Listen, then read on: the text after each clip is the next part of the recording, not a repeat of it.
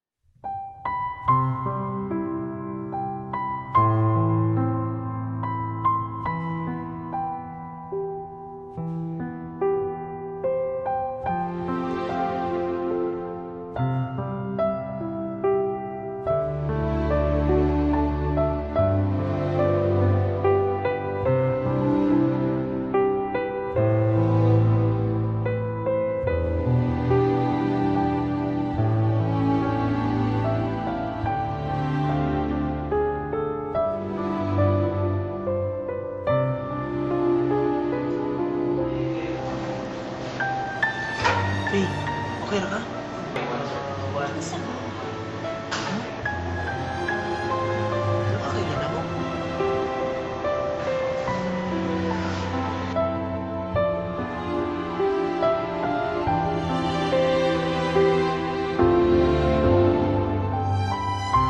Ipon!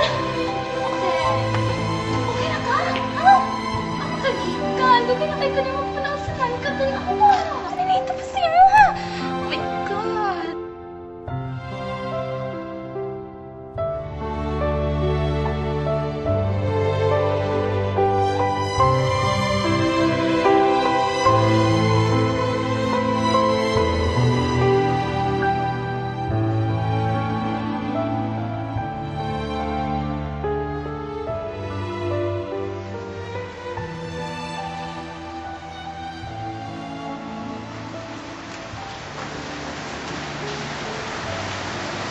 Kita sa pangkabot? Oh, Oh, hi. I'm Lian. My family would really want to thank you. Salamat siya kayo pagkapitan mo sa kumamod, ha? So, is there anything you can do para mabayaran na mo kung nabuhatin mo sa kumamod? Ay, okay na po. Okay na po. Sure ka? Pero later. Sige. Ikaw ang bahala. Okay, balik ako sa inyo. Ay, kadit lang. Nalaman ako yung gusto ni, sa kabutan na gusto ko may banan. Sige, gusto niyo istoryahan natin sa gawas?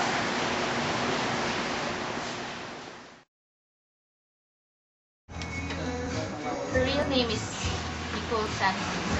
She's my younger sister. Tugay na pinanita niya. She and her boyfriend had an accident a few months ago, resulting in their complete separation. Trauma gyud siya kayo after the accident and ingon sa doctor, nag-manifest siya og dissociative disorder. Muna nagka-temporary amnesia siya. Ikalit siya kawas sa palit.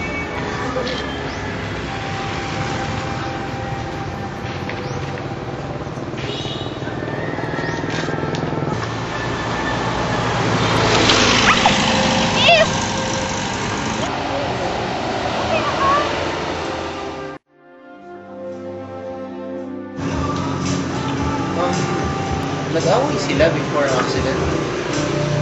Actually, it really didn't happen that way.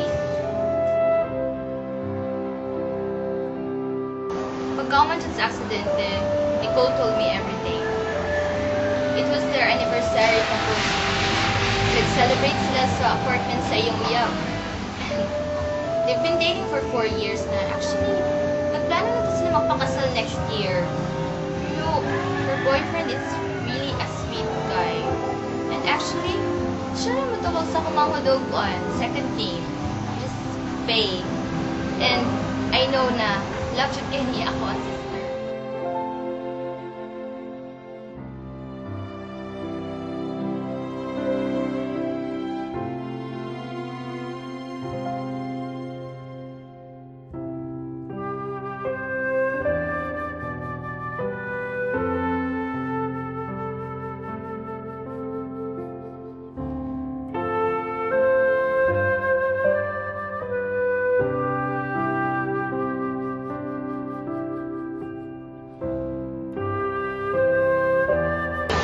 Beth, niya pagkaligi-baligi ay ang car para lang palitan ako mga valuable bracelet.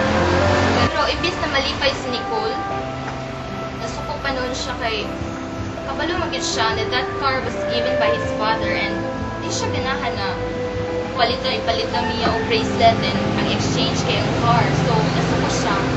And that small argument turned out to be a big one and mucho doon lang giawayan.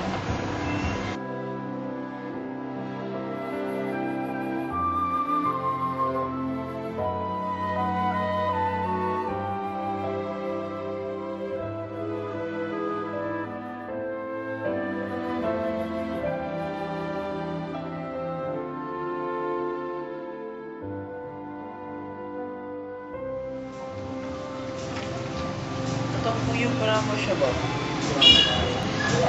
Kuhan ka lang. Nagsipin kita sa iyang uyab na naikauban na laki bitaw. Dayon, while ka nang maglaglaag mi, then kilak ko siya kayo. Sakitan mo siya.